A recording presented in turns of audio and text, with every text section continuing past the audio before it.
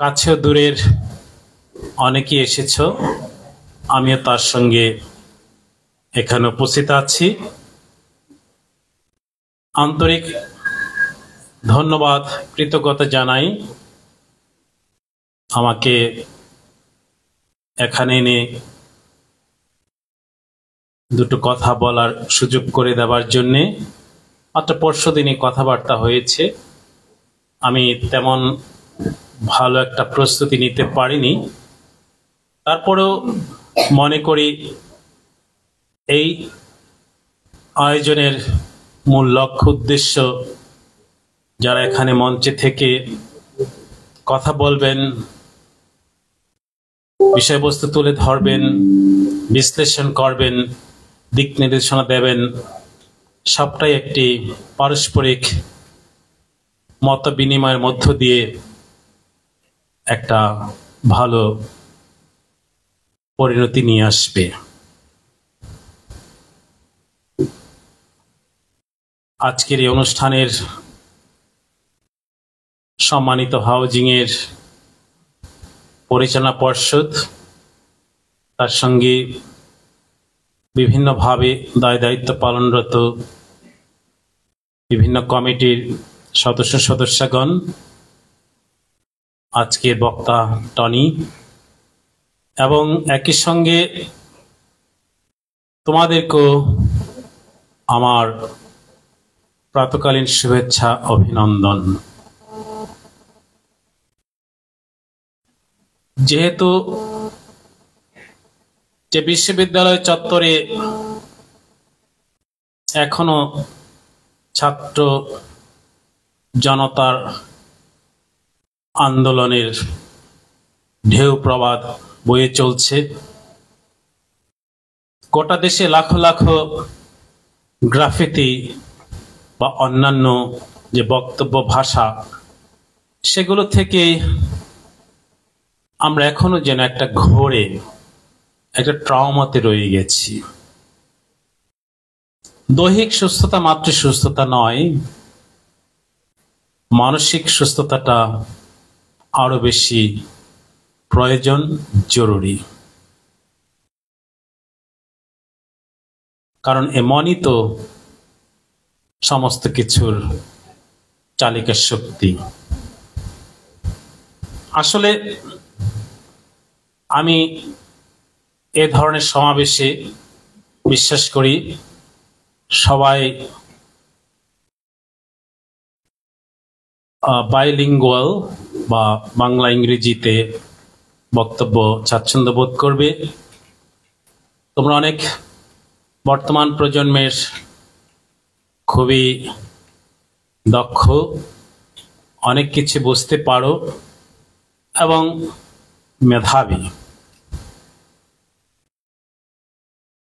আমি বক্তব্য প্রস্তুত আছে, কিন্তু সেটুকু বলার আগে ভেবেছিলাম যে এর একটা বিসিএস পরীক্ষা দিয়ে নিক না আমার সঙ্গে। আমি অনেকগুলো প্রশ্ন প্রস্তুত আছে, কিন্তু সময় বেঁধে দেওয়ার কারণে আমি তোমাদের কাছ থেকে একজন দুইজন অন্তত একটু সাহসী হবে তো। এখন তার কারো ভয় ডর নেই, মুক্ত কণ্ঠে উত্তর সঠিক হোক, ভুল হোক অথবা প্রাসঙ্গিক না হোক, মোস্ট ওয়েলকাম। তো আমরা মাইনরিটি বলে নিজেকে যেন কোনোভাবেই হীনমন্যতায় না ফেলি। আমি এখানে এদেশে এই সমাজ ব্যবস্থায় মাইনরিটি, কিন্তু গোটা বিশ্বে আমি মেজরিটি। আজকে আমার প্রতি যা ঘটছে, হয়তো সেটার প্রভাব প্রাকৃতিক নিয়মেই কোন জায়গায় সেটা একটা প্রতিঘাত হয়ে আসতেও পারে। তো আমার প্রশ্ন হলো এখানে যে আজকের এই মুহূর্তে আমাকে বলা হয়েছে সমসাময়িক বর্তমান বাস্তবতায়, তাহলে বাংলাদেশের যুব সমাজ কি সবচেয়ে বড় চ্যালেঞ্জেস বা প্রশ্নগুলো মুখোমুখি হচ্ছে? কেউ বলতে পারো?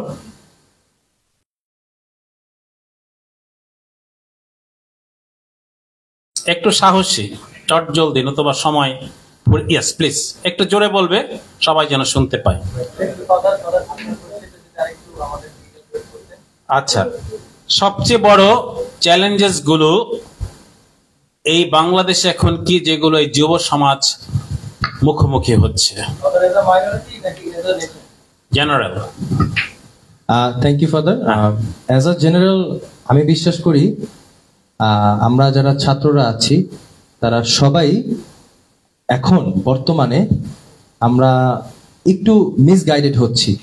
আমাদের প্রয়োজন সুস্থ যারা আমাদের মঙ্গল চায় এরকম নেতৃত্বের, এরকম প্রবীণদের যারা আমাদেরকে সুন্দর দিক নির্দেশ দিতে পারবে, এটা আমি মনে করি। আর অ্যাজ আ মাইনরিটি যদি বলি, আই থিঙ্ক আমাদের আরেকটু ইউনাইটেড হওয়া দরকার।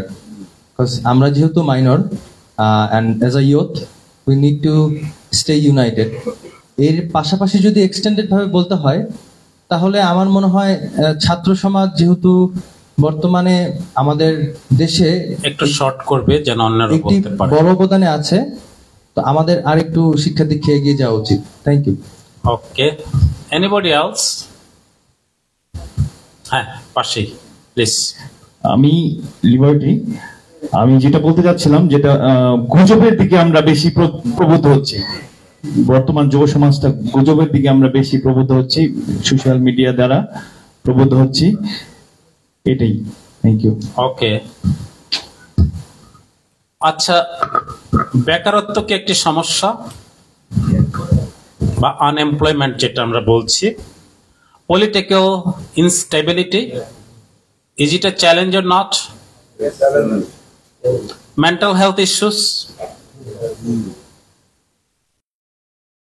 অথবা কোয়ালিটি এডুকেশন, মানসম্মত গুণগত মানের শিক্ষা দীক্ষা। তাহলে এই সমস্যাগুলো আসলে কি করে? আমাদের ব্যক্তি জীবনকে দমিয়ে রাখে, বৃদ্ধি পেতে দেয় না। সেই পরিবেশ আবহাওয়ায় আমরা সবাই চলছি। ঈশ্বর আমাদের প্রত্যেকের মধ্যে সুপ্ত কিছু শক্তি ক্ষমতা দিয়েছেন, কিন্তু যখন সমাজে শিক্ষায় সবকিছু হয়ে যায়, ওই যে আফ্রিকার বিখ্যাত বিশ্ববিদ্যালয়ের গেটে যেটা লেখা আছে, একটা জাতিকে ধ্বংস করতে চাও, কোনো যুদ্ধ অস্ত্রের কিছু দরকার নেই, শুধুমাত্র ওর শিক্ষা ব্যবস্থাকে ধ্বংস করে দাও। তাহলে আমি আমার শেষ দিকে এই প্রশ্নটা আর একটু উত্তর নিয়ে আসবো আমাদের খ্রিস্টীয় দৃষ্টিভঙ্গিতে। দ্বিতীয়টা হচ্ছে যে এই যে এখন সময় চলছে, লিটন আমার সামনে ডিজিটাল মিডিয়া তুলে ধরেছে, এরকম শত শত মিডিয়া আছে, আমরা তার অংশী বা অংশদার। তাহলে সেই মিডিয়া কি আমাদের সমাজ জীবনের মূল্যবোধ বা ব্যক্তি জীবনের মূল্যবোধ বা যুবকদের আচার আচরণকে প্রভাবিত করছে? কোন ক্ষেত্রে? ওই পাশ থেকে একটু শুনতে চাই। মিডিয়া কিভাবে যুবকদের প্রভাবিত করছে?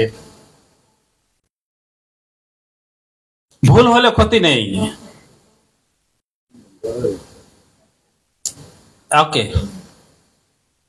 একটু জোরে বললে সবাই শুনবে। হ্যাঁ,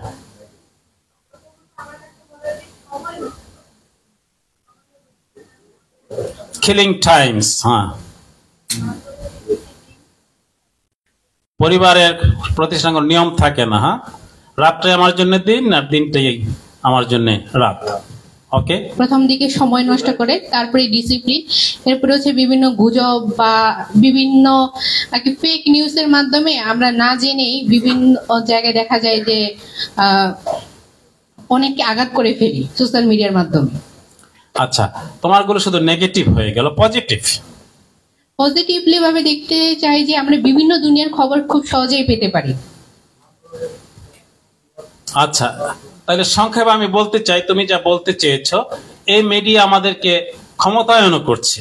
জি, বিশাল ক্ষমতা। কোনোদিন যার সঙ্গে দেখা নেই, এক টিপে সেই সংগঠক হয়ে যাচ্ছে, সমন্বয়ক হয়ে যাচ্ছে। আমিও তার সঙ্গে আছি নাকি? তাহলে also misleading. Empowering and misleading. এবং এখানে তুমি কথা বলতে পারছো না, কিন্তু তুমি তোমার ডিভাইসে, অ্যাপসে অনেক কিছুই কন্টেন্ট তুমি দিয়ে তোমার বক্তব্যটা তুমি প্রকাশ করতে পারছো।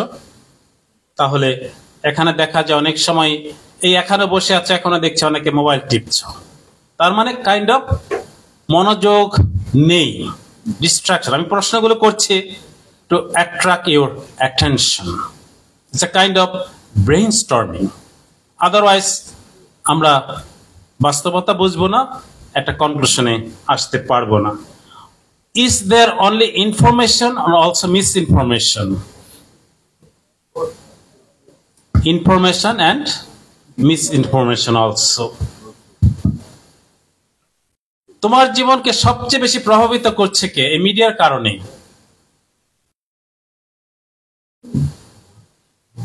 তোমার বাবা মার মোবাইল ফোন আছে, ভাই বোনেরও আছে, কিন্তু তারপরেও কার মোবাইল ফোনে তুমি চালিত হচ্ছ বেশি?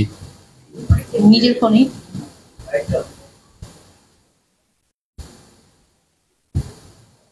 Peer groups, friend circle. আজকে এটার কারণে সবাই বাধ্য হয়েছে ঘর থেকে বেরিয়ে আসতে। তাহলে আমাদের এই বিষয়টাকেও একটু ক্রিটিক্যালি দেখতে হবে যে এই কন্টেন্ট গুলোকে কনজিউম করব কিভাবে, খাবো কিভাবে, হজম হবে নাকি বদ হজম হবে? আরেকটা প্রশ্ন, কেন এই যুবক যুবতীদের প্রয়োজন আছে সামাজিক এবং রাজনৈতিক ক্ষেত্রে বা বিষয়ে অংশগ্রহণ করার জন্য? How they can contribute positively in this field? উত্তর আছে কারো? কেন আমরা সামাজিক, অর্থনৈতিক, রাজনৈতিক এসব বিষয়ের সঙ্গে সম্পৃক্ত হব? একটু দ্রুত, খুব ইজি প্রশ্ন, এটা কোনো জটিল প্রশ্ন নয়।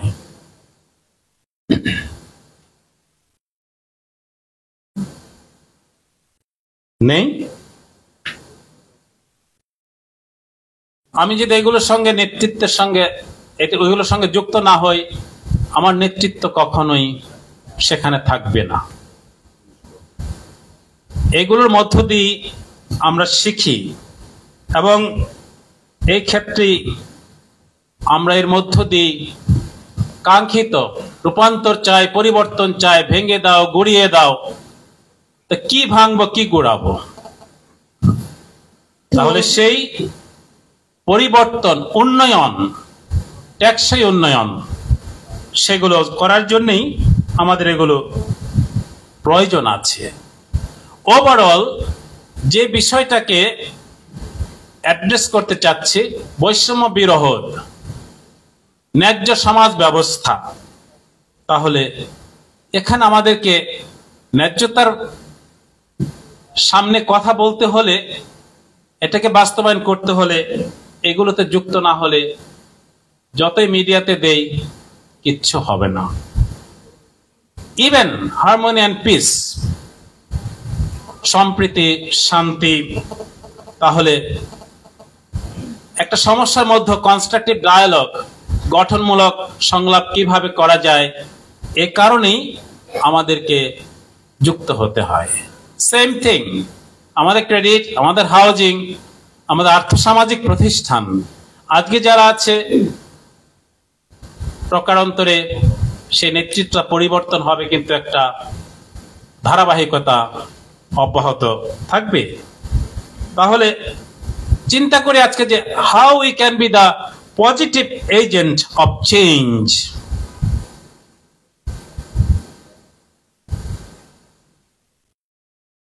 আরেকটা বিষয় যে আমাদের ধর্ম বিশ্বাসটা অন্যের মতো নয়, একটা আলাদা ধর্ম বিশ্বাসে বিশ্বাসী আমরা। তাহলে সেই অবস্থানে থেকে বাংলাদেশে বিরাজিত এই অবস্থার প্রেক্ষিতে আমরা কিভাবে এটাকে উত্তর দেব, আমাদের অবস্থান কোথায় নিয়ে যাব, কেউ কি একটু বলতে পারবে পিছন দিক থেকে যদি কেউ বলতে? প্রশ্নটা যদি আবার একটু আচ্ছা, করতেন। আমাদের বিশ্বাসটা, আমরা খ্রিস্টান, এটা আলাদা অন্যদের থেকে। তাহলে এই একজন খ্রিস্ট ধর্মের অনুসারী হয়ে বাংলাদেশের বর্তমান এই চ্যালেঞ্জগুলোকে আমরা কিভাবে প্রত্যুত্তর করব? প্রথমত হচ্ছে গিয়ে আমার কাছে মনে হয় যে খ্রিস্ট ধর্মীয় হয়ে নিজেদের যে রক্ষা করা বা দায়িত্ব পালন করাকে আমি প্রেফারেবল মনে করি না। আমার কাছে মনে হয় যে আমরা প্রত্যেকে হচ্ছে গিয়ে বাংলাদেশের নাগরিক, প্রত্যেকের সমান অধিকার রয়েছে এবং নিজেদের দায়িত্বগুলো আমাদের সেইভাবে আমরা ভালো করে জানি যে আমাদের কি করতে হবে। তো আমার কাছে মনে হয় যে ধর্মীয়ভাবে যেমন রয়েছে ঠিক তেমনি নাগরিকভাবে আমাদেরকে নিজেদের দায়িত্বগুলো পালন করতে হবে। এবং আরেকটা কথা সত্য যে মাইনরিটি বলে আমাদেরকে নানাভাবে সাপ্রেস করার চেষ্টা করা হচ্ছে, কিন্তু অবশ্যই সেগুলোকে প্রতিরোধ করার জন্য বা প্রতিকার করার জন্য আমাদেরকে একযোগে কাজ করতে হবে এবং সেটা আমরা করছি। এবং আমরা বিশ্বাস করি আমরা আমাদের নিজেদের অধিকারগুলো সম্পর্কে আমরা জানবো এবং সেগুলোকে প্রতিরোধ করার জন্য আমাদের সকলকে শুধুমাত্র খ্রিস্টীয় ধর্মীয় বা মুসলিম ধর্মীয় বা হিন্দু ধর্মীয় বলে একযোগ হতে হবে না, পিওর বাংলাদেশি হয়ে আমাদের সেগুলোকে প্রতিরোধ করতে হবে। ওকে, থ্যাংক ইউ। আসলে এই বিশ্বাসটাই আমাদের জন্য একটা নির্দেশনা দেয়। ধর্ম বিশ্বাসই হচ্ছে বা ধর্মটাই হচ্ছে আমার গাইডলাইন। আজকে জামাতে ইসলাম, তাহিরি আসছে, এটা তাদের ফেথ পয়েন্ট থেকে এসেছে। আমি বলছি না যে আমাদের সেই কট্টর হতে হবে, এক্সট্রিমে যেতে হবে না। মাই religion, my faith is my moral direction coming from, ওখান থেকেই আমার নৈতিক নির্দেশনা আসছে এবং আমাকে হতাশা নয়, আশার কথা শোনাচ্ছে এই অনিশ্চিত অবস্থার মধ্যে। দেশে থাকবো না দেশ থেকে পালাবো বা চলে যাব? তাহলে এই ধর্মই আমাদেরকে উৎসাহিত করে যেন যেখানে থাকি না কেন, যেভাবে থাকি না কেন, আমরা যেন শান্তির বিনির্মাণকারী হয়ে উঠি।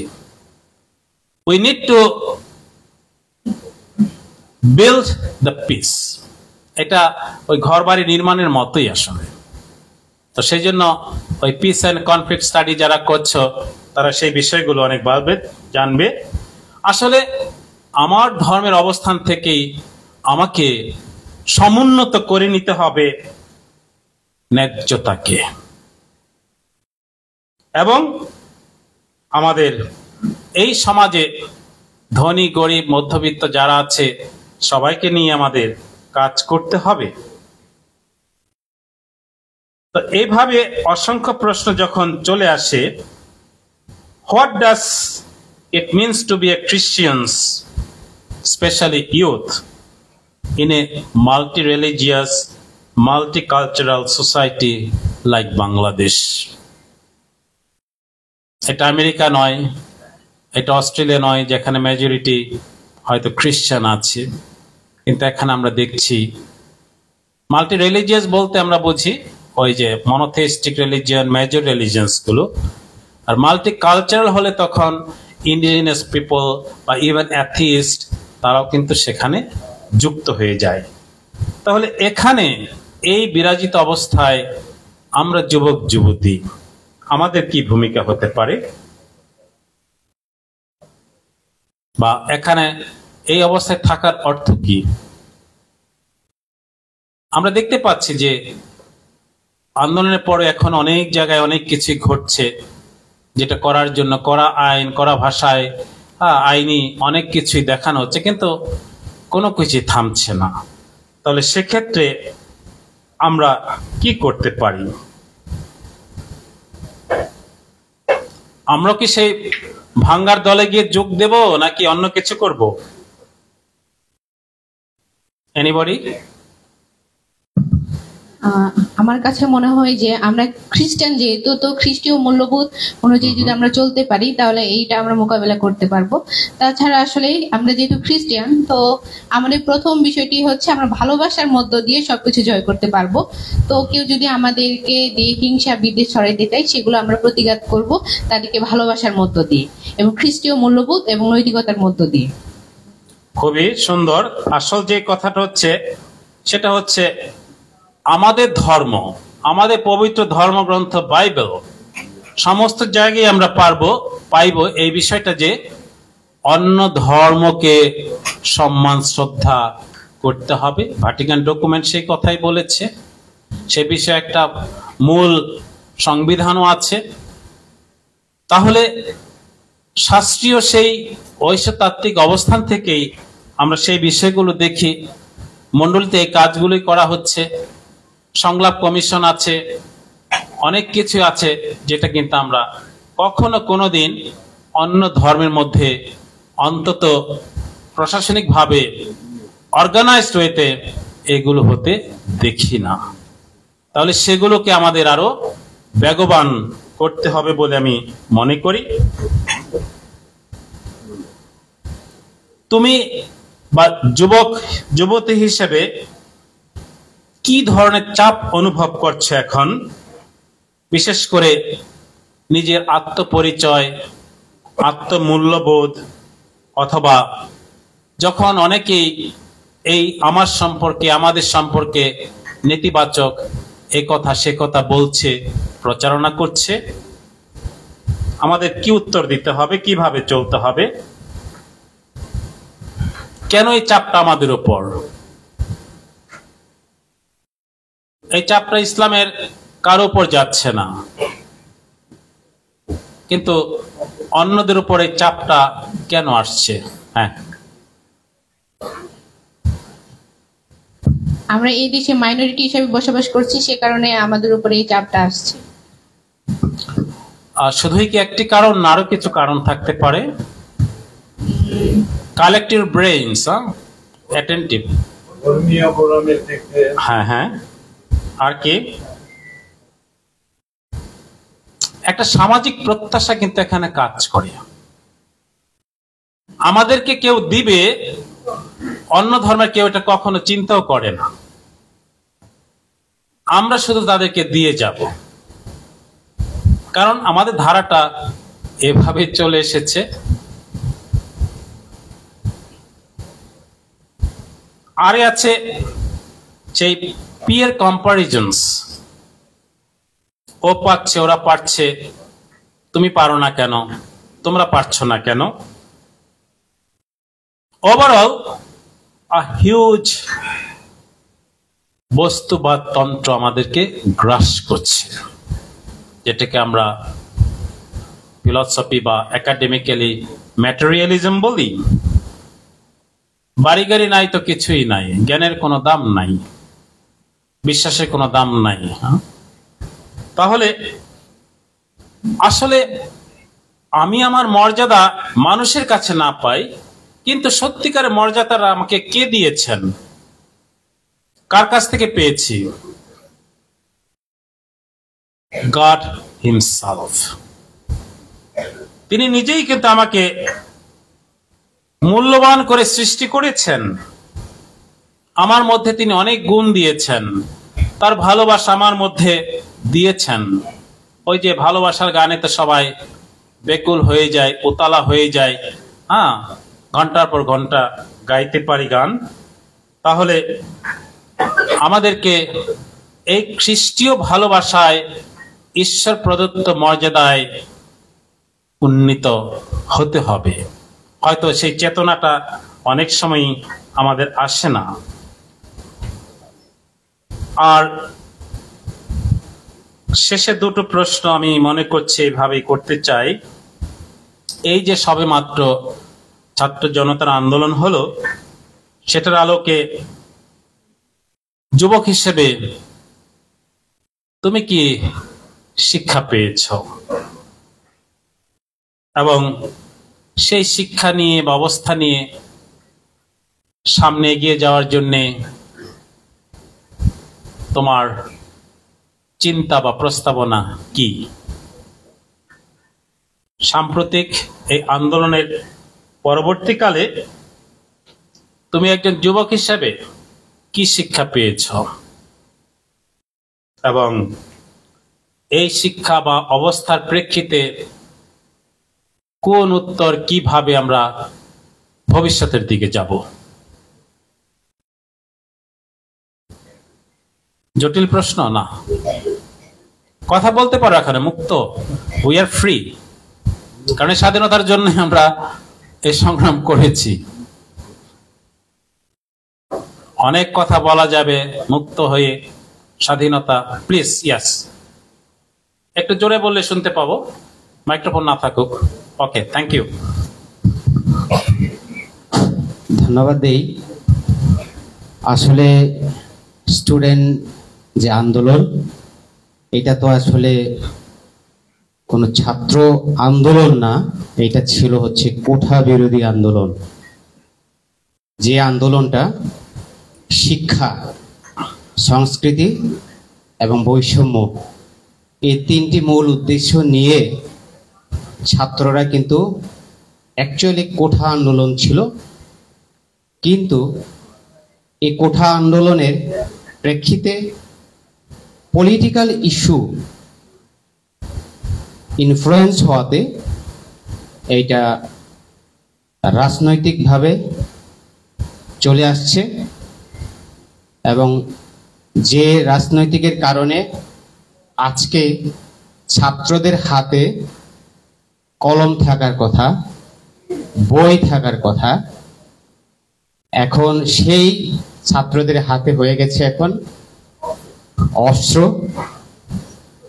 এবং গোলাবারুদ এবং আপনার কন্টেন্ট, যে স্পেশালি মিডিয়া, ফেক একটা নিউজ, সেই সমস্ত প্রেক্ষিতে আজকে ছাত্র সমাজ যেভাবে এগিয়ে যাচ্ছে, সেই ধারাবাহিকতায় আমি একজন যুবক হিসাবে আজকে যুব সেমিনার ও মতবিনিময় সভা, আমাদের যে DMCCH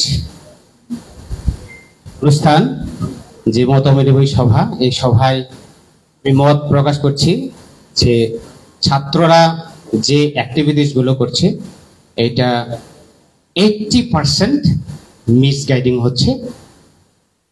আমরা সত্যতার পথে, ন্যায়ের পথে, বৈষম্যতার পক্ষে, কিন্তু আমরা দেখতে পাচ্ছি যে ছাত্র এখন তারা শিক্ষাগত নয়, তারা সামনে যাওয়ার নির্দেশনাটা দাও, অ্যানালাইসিসে যেও না এখন। না, সামনে যাওয়ার এইটাই। আমরা যেহেতু ছাত্র, আমরা অবশ্যই করব। আমরা কোনো রাজনৈতিক কর্মকাণ্ডে জড়িত হব না। আমরা অর্থের লোভে পিপাসু হব না। আমরা নতুন দেশ গড়ার লক্ষ্যে নতুন নতুন যে নিয়ম, সেই নিয়মের অগ্রসর হব। কিন্তু ছাত্ররা যেগুলো করছে সেগুলোর 80% আমি মনে করি এটা মিসগাইড হচ্ছে। ধন্যবাদ। আচ্ছা, সেটা সময় কথা বলবে। History repeats. History is very cruel, but time is the best healer. কোন একটা সময় তার উত্তর আসবে, সেটা হয়তো তোমরা দেখতে পারো, নাও দেখতে পারো, আমিও দেখতে পারি, নাও দেখতে পারি। তো সেই আঙ্গিকে না গিয়ে এই পরশুদিনই আমার ডিপার্টমেন্টে অনেক দাবি, অনেক কিছুই ছিল। কিছু টিচারকে তারা সেই লাল কালিতে দাগ দিয়ে অনেক কিছু করে তাদের কাছে, ছাত্রদের কাছে মাপ চাইতে হবে, এই করতে হবে, সেই করতে হবে, অনেক কিছু ছিলাম। যদি আমি ছুটিতে বা এলপি এর আছি, তারপরে দেখলাম জুনিয়র যে ছাত্রগুলোকে রিক্রুট করা হয়েছে টিচার হিসেবে, ওদের প্রতি ওদের ক্ষোভ, ওদের ধারণা ওরা রাজনৈতিকভাবে নিয়োগ পেয়েছে বা কিছু ইত্যাদি ইত্যাদি। তাহলে নানাভাবে সেখানে গেলাম, সমন্বয়ক কয়েকজন ছিল, স্টুডেন্ট রিপ্রেজেন্টেটিভরা ছিল, আমরা টিচাররা ম্যাক্সিমাম ছিলাম। বলা নাম দেওয়া হয়েছিল সংলাপে সমাধান হবে, কিন্তু সংলাপকে তারা নিয়ে গেল অন্য ধারায়। অনেক কথা বলতে হয়েছে যেটি আমরা বলতে পারিনি। সর্বশেষে গিয়ে সমাধান হয়েছে বটে। আগামী সোমবার থেকে বিভাগে ক্লাস শুরু হবে, কিন্তু পরে এই টিচারগুলো সবাই আমাকে ফোন দিয়ে ধন্যবাদ কথাটা বলেছে যে আপনি উপস্থিত ছিলেন বলে আমরা বেঁচে গেছি। ইয়েস, একজন খ্রিস্টান হিসেবে, যাজক হিসেবে, একজন শিক্ষক হিসেবে ওই ক্যাম্পাসে আমার উপস্থিতিটা এই এতটুকু খ্রিস্টীয় সাক্ষ্যদানের জন্যই।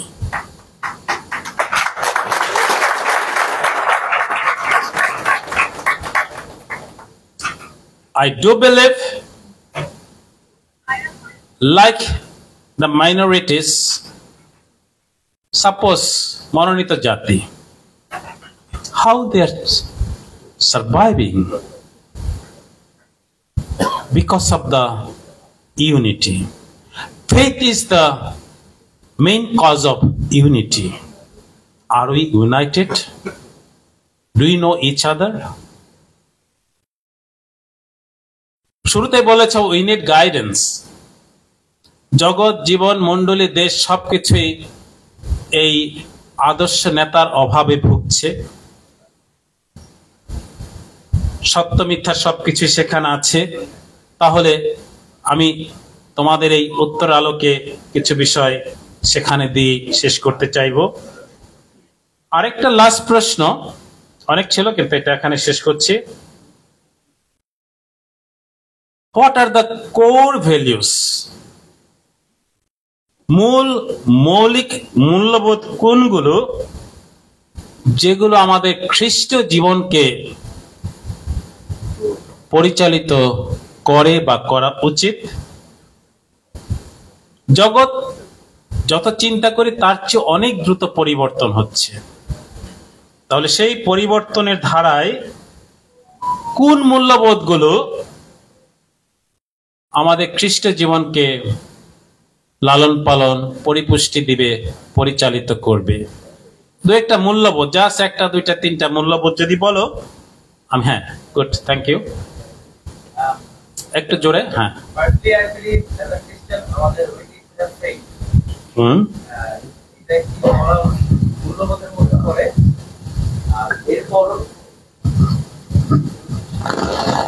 আমি মনে করি খ্রিস্টীয় আদর্শের দিক থেকে যদি কথা বলি, আমাদের ফেইথ, বিশ্বাসটি থাকতে হবে, এটি খুবই প্রয়োজন খ্রিস্টীয় জীবনে। এছাড়াও উই নিড টু অ্যাডাপ্ট, কারণ এখন আর আসলে কোনো কিছু পিছিয়ে নেই। যেইভাবে বিশ্ব এগিয়ে যাচ্ছে, অ্যাজ এ খ্রিস্টান আমাদেরও উচিত সময়ের সাথে অ্যাডাপ্ট করে, অভিযোজন করে এগিয়ে যাওয়া।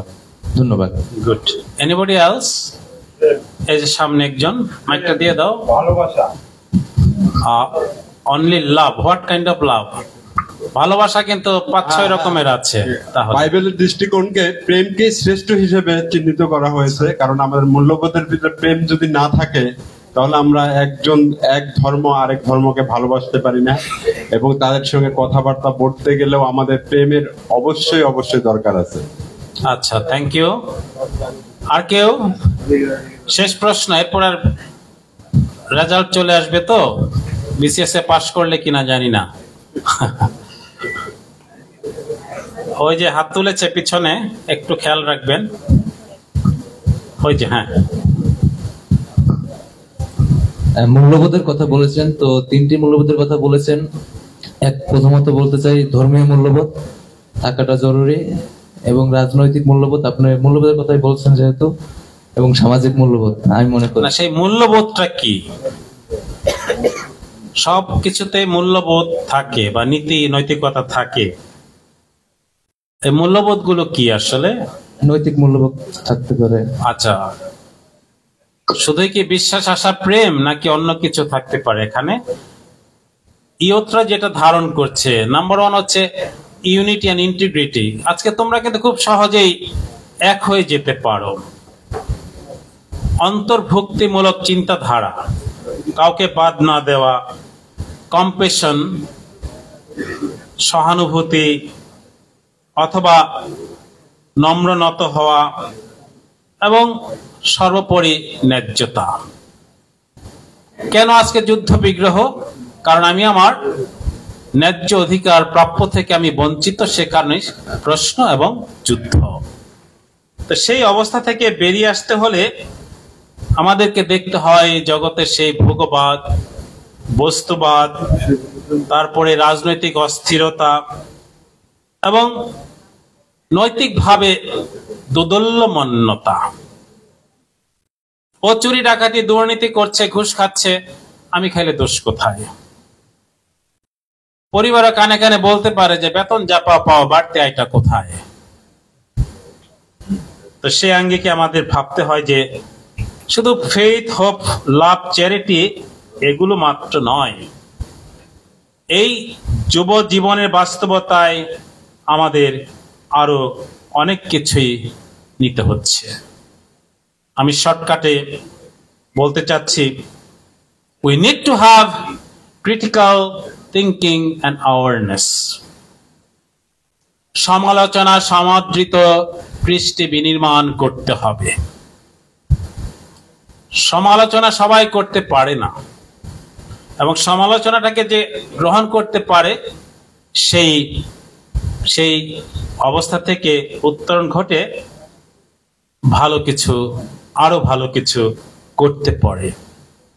আর সেখানেই ওই বিষয়টা বিজয়ী হয়ে ওঠে। Good, better, best, never let it rest till your good is better the best. তুমি ভালো আছো, ভালো যুবক যুবতী, তোমাকে আরেকটু ভালো হতে হবে, অতঃপর উত্তম হতে হবে। কিন্তু অন্তর মনে থাকবে সেই দীক্ষা গুণে প্রাপ্ত খ্রিস্টীয় বিশ্বাস, ভক্তি, ভালোবাসা, জীবন চর্চা। এবং এখানে ওই বাইবেলে বলা হয়েছে, test everything, hold fast what is good. সবকিছুর জন্যই পরীক্ষা নিরীক্ষা সংগ্রাম করো, কিন্তু সর্বোপরি যেটা উত্তম ভালো সেটাই রাখো। ওই যে ঈশ্বর সৃষ্টি দেখলেন ভালো, তার কর্ম ভালো, তাই তিনি বলেছিলেন and it was good.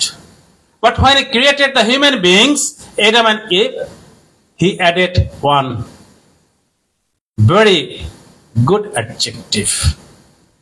It was very good. তা খুবই উত্তম হলো। তাহলে এই সমাজ, এই মণ্ডলী সবকিছু যেন আরো ভালো হয়ে ওঠে, কারণ আমরা মানুষরাই সেগুলোর মধ্যে আছি। কিন্তু do not follow the crowd in doing wrong. ওই যে জনতা অনেকে চিৎকার করে এটা ওটা করে ভুল করছে, আমাকে তার সঙ্গে যেতে হবে না। Avoid following trends or actions that conflict with Christian morals. মজার বিষয়, আমাদের ধর্ম শিক্ষা দেওয়া হচ্ছে, কিন্তু সে মরালিটি এগুলো আর আগের মতো সেখানে রাখা নেই। পিস এন্ড নন ভায়োলেন্স, শান্তি, অহিংসা, এই বিষয়গুলো যিশুর জীবন থেকে, মহাত্মা গান্ধীর জীবন থেকে, আরো অনেক সাধক মনীষীর জীবন থেকে যেমন জানি, তেমনি অনেক নামি দামি বিশ্ব নেতৃত্বের কাছ থেকেও আমাদের সেগুলো জানা আছে। আর সেখানেই সেই বিএটিটিউডস বা অষ্টকল্যাণ বাণীতে এ কথা বলা হয়েছে, blessed are the peacemakers, not the conflicters, for they shall be called the sons of God. তারাই সেই ঈশ্বরের সন্তান বলে পরিচিত হবে। তাহলে চার্চের বিশ্বাস সূত্র কর্মকাণ্ড ধরে এই আমাদের যুবক যুবতীদেরও শান্তি উন্নয়নের জন্য কাজ করতে হয়। দোষ ত্রুটি, ভুল ভ্রান্তি সেগুলো আলাপ আলোচনা নিষ্পত্তি করে পুনর্মিলনে এগিয়ে যেতে হয়। এবং জাস্টিস ইজ ভেরি এক্সপেন্সিভ। এই পৃথিবীতে সবকিছু হয়তো পাওয়া যায়, justice, peace is the most expensive thing. সে কারণেই একজন দুইজন নয়, লক্ষ লক্ষ মানুষের জীবনের বিনিময়েও আজ পর্যন্ত কিন্তু পূর্ণাঙ্গ ন্যায় বিচার, ন্যায়পরায়ণতা আসেনি। কোথায় পাবো সেই ন্যায্য ধর্ম ব্যবস্থা? কোথায় আছে সেই ন্যায্য সমাজ ব্যবস্থা? কোথায় আছে সেই ন্যায্য অন্যান্য সবকিছু? কিন্তু আমাদের খ্রিস্ট শিক্ষায় you have to establish the kingdom of God, যেখানে ওই যে শান্তি, একতা, ন্যায্যতা, ভালোবাসা আর সংহতি, যত গুড কোয়ালিটিস আছে সবকিছু থাকবে। কিন্তু খ্রিস্টান থিওলজিতে এটুকুই, আমরা এগুলোর জন্য চেষ্টা করি, কিন্তু আমরা পারফেকশন পাই না। শতভাগ সেটা কখনো প্রতিষ্ঠা হয় না, তাই বলে থেমে থাকবো না। আচ্ছা, সেই জন্য এই কনক্লুশনে বলা হয়, kingdom of God is here but not yet realised fully. We have to persevere it. অধ্যবসায় হতে হবে না, এটুকু করলাম, এটা হলো না, ছেড়ে দেব না। বাকিটা কোথায় ঈশ্বর জানেন, কখন কিভাবে সেটা ঘটবে।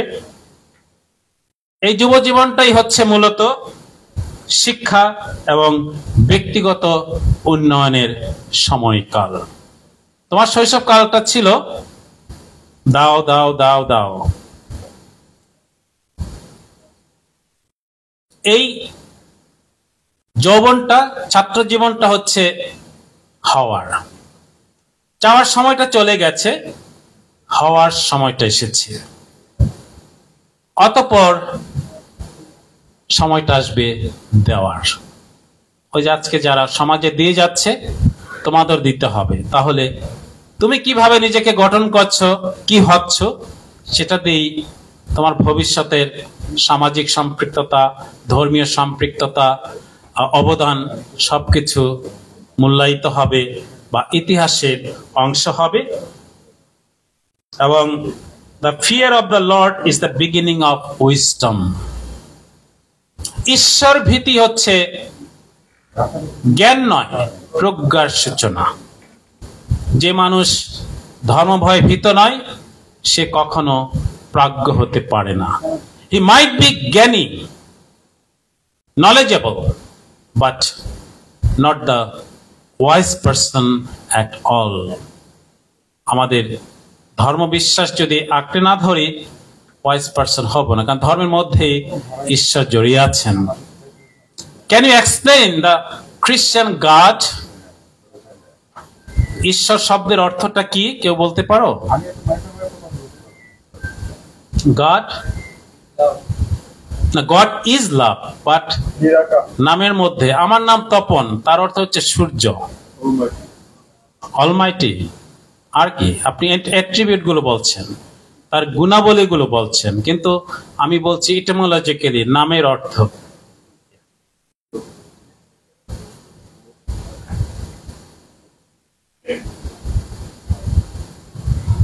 কখনো জিজ্ঞেস করেছো যে গড কোত্থেকে আসলো, কিভাবে আসলো, কেন নাম হলো? আমাদের তো ভগবানই ছিল, ঈশ্বরই ছিল, তাহলে ইউনিভার্সালি গড কেন হলো?